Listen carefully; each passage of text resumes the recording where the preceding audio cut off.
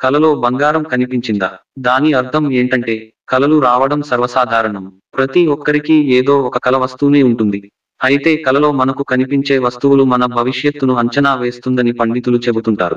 మరి కలలో బంగారం కనిపిస్తే దేనికో సంకేతమో ఎప్పుడైనా ఆలోచించారా?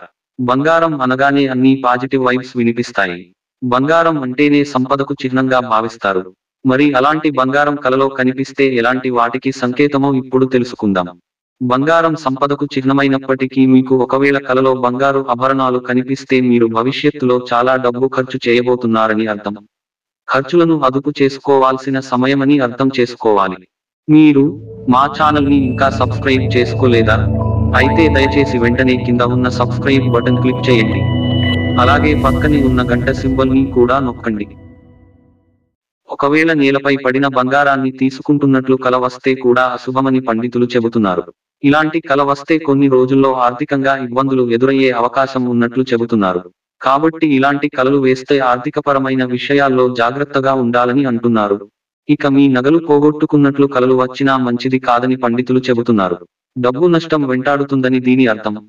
ఒకవేళ మీ నగలను ఎవరైనా దొంగలించినట్లు కల వస్తే అది కూడా మంచిది కాదు. ఇలాంటి కల వస్తే మీరు వ్యాపారంలో ఊహించని నష్టం ఎదుర్కొనే అవకాశం ఉంటుందని అర్థం. ముఖ్యంగా వ్యాపార భాగస్వాములతో జాగ్రత్తగా ఉండాల్సిన సమయమని అర్థం. అయితే కలలో ఒకవేళ మీరు బంగారు ఆభరణాలను కొనుగోలు చేస్తున్నట్లు కనిపిస్తే మాత్రం శుభ సూచికమని పండితులు చెబుతున్నారు. మీరు ఆర్థికంగా ఎదిగేందుకు సూచనగా చెబుతున్నారు. అలాగే బంగారు ఆభరణాలు బహుమతిగా తీసుకుంటున్నట్లు కల వస్తే ఆర్థికంగా కలిసి వస్తుందని అర్థం. ఈ వీడియో మీకు నచ్చినట్లు అయితే దయచేసి షేర్, కామెంట్, లైక్ మరియు సబ్స్క్రైబ్ చేయండి.